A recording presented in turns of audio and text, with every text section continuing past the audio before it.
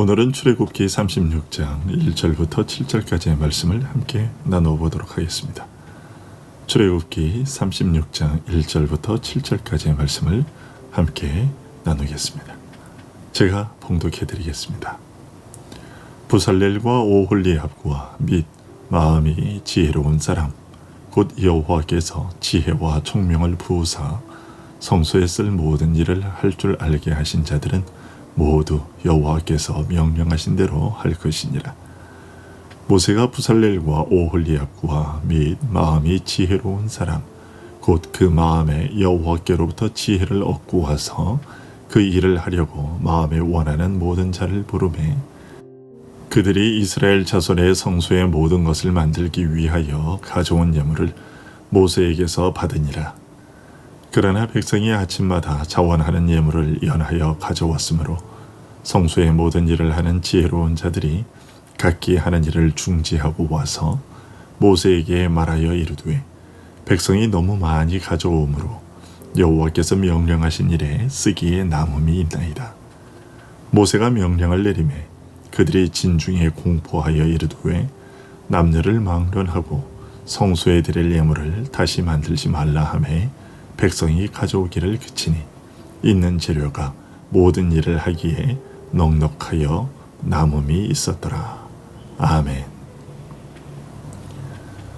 하나님께서 성막 기구 제작 공정과 그 일을 책임질 사람들을 임명하시자 이스라엘 백성들은 곧바로 일을 시작했습니다. 하나님이 그들에게 일할 수 있는 자질을 부여하시고 나자 그들은 그 일에 곧바로 임했던 것이죠. 이 사실을 통해 우리가 깨닫게 되는 것은 우리가 부여받은 재능은 그대로 간직하고만 있을 것이 아니라 발휘되어야 한다는 것입니다. 재능은 수건으로 덮어둘 것이 아니라 드러내어 써야만 합니다. 우리는 무엇을 위하여 우리의 은사를 간직하고 있습니까? 하나님께서 우리에게 각양의 은사를 주신 것은 서로의 일을 함으로써 이웃에게 도움이 되게 하며 그것을 통하여 하나님께 영광이 돌려지게 하기 위해서입니다.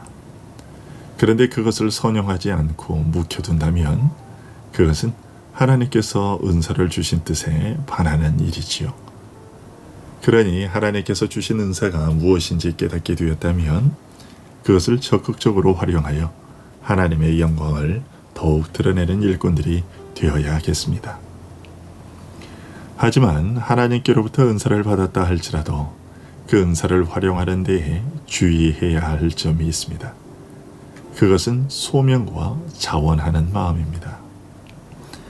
2절을 통해서 그것을 보게 되는데요. 부살렐과 오홀리압은 하나님께로부터 성막을 제작하는 데에 필요한 재능을 부여받았습니다. 하지만 그 일의 시작은 모세가 그들을 불렀을 때부터였습니다.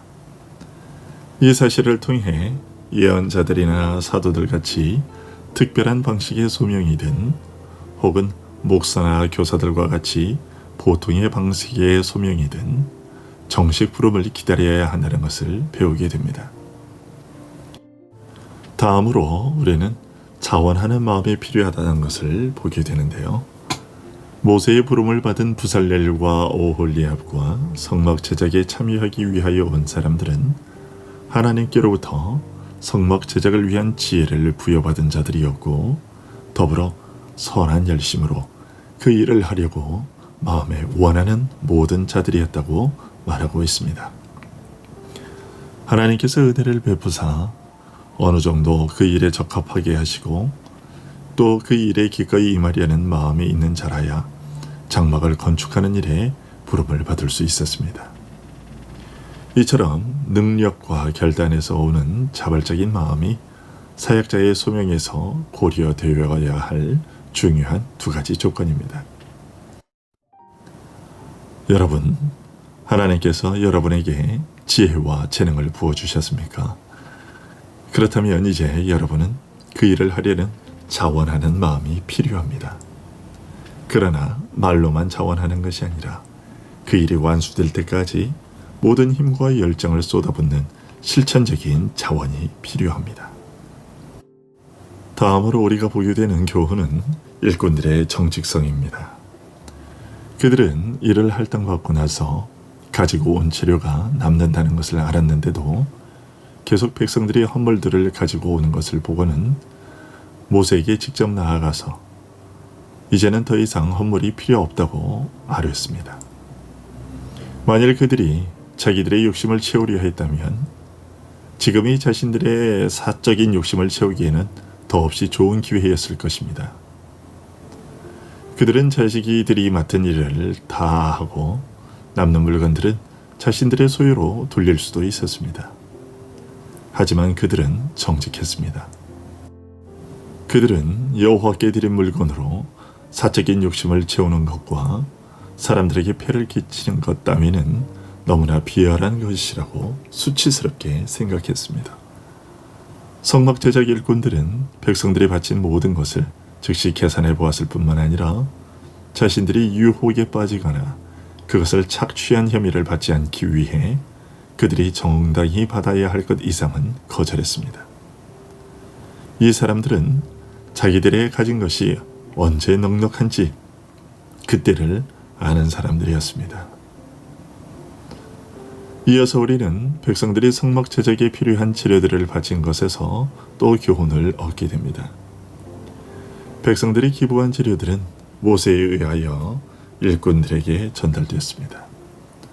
일꾼들이 재능을 부여받았어도 재료가 없이는 아무것도 만들어낼 수 없었고 일할 수도 없었습니다.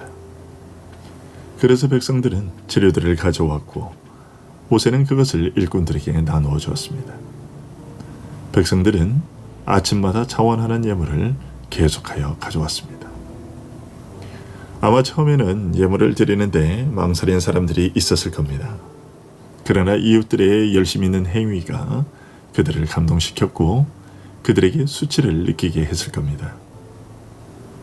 어떤 사람들의 열심은 이처럼 다른 사람들을 자극합니다.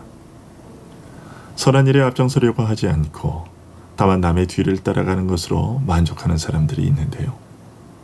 선행에는 앞서는 것이 제일 좋습니다. 하지만 늦은 것도 전혀 안 하는 것보다는 훨씬 낫습니다. 어쩌면 처음에 예물을 드린 어떤 사람들은 그 일에 대하여 기쁨을 가졌기 때문에 더 많이 드렸을 겁니다. 그러나 그들은 전혀 마지못해 드린 것이 아니기에 그들의 헌물이 차고 넘치게 되었습니다. 백성들은 인색하지 않았습니다. 그들은 헌물이 넉넉하다는 것을 알고도 정식적인 선언으로 금지될 때까지는 헌물을 계속해서 갖다 드렸습니다. 과연 드문 본보기입니다. 하지만 대개는 사람들로 하여금 사랑을 베풀도록 하는 데에 많은 자극이 필요합니다. 하지만 그것을 중단시키는 데에는 어떤 제재가 거의 필요가 없지요. 제재하지 않아도 스스로 중단하는 경우들이 많기 때문입니다. 그러나 성막 제작하는 일에 있어서는 달랐습니다. 백성들은 넘치게 가져왔습니다. 알면서도 또 가져왔습니다. 6절을 보면 심지어 모세가 가져오기를 중단시켜야 할 정도였던 것이죠. 그 백성들은 그렇게 열심히 했습니다. 이것은 초대교회도 마찬가지였습니다. 고린도후서 8장 2절과 3절에서 바울 사도는 마게도냐의 성도들의 연보에 대해 다음과 같이 보고하고 있습니다. 환난의 많은 시련 가운데서 그들의 넘치는 기쁨과 극심한 가난이 그들의 풍성한 연보를 넘치도록 하게 하였느니라. 내가 증언하노니 그들이 힘들어할 뿐 아니라 힘에 지나도록 자원하였다. 이것이 그리스도에 대한 첫사랑의 결실입니다. 그러나 오늘날에 와서는 이런 것을 기대하기에는 사랑이 너무나 메마른 것처럼 보입니다. 여러분, 하나님은 결코 당신께 대한 헌신을 잊지 않으십니다. 에베소서 3장 20절에서 바울 사도는 우리 하나님에 대하여 우리 가운데에서 역사하시는 능력대로 우리가 구하거나 생각하는 모든 것에 더 넘치도록 능히 하실 이라고 설명합니다.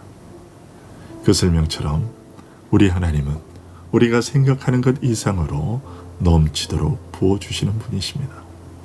그러니 고린도후서 9장 7절에 각각 그 마음에 정한 대로 할 것이요 인색함으로나 억지로 하지 말지니 라는 말씀처럼 즐겨내는 자들이 되어야 할 것입니다.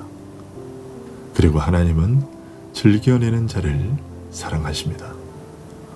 오늘도 우리의 시간과 마음과 물질을 주의 성전인 그리스도의 몸을 세우는 일에, 즉 영혼을 구원하는 일에 자원하는 우리들이 될 수 있기를 소원합니다.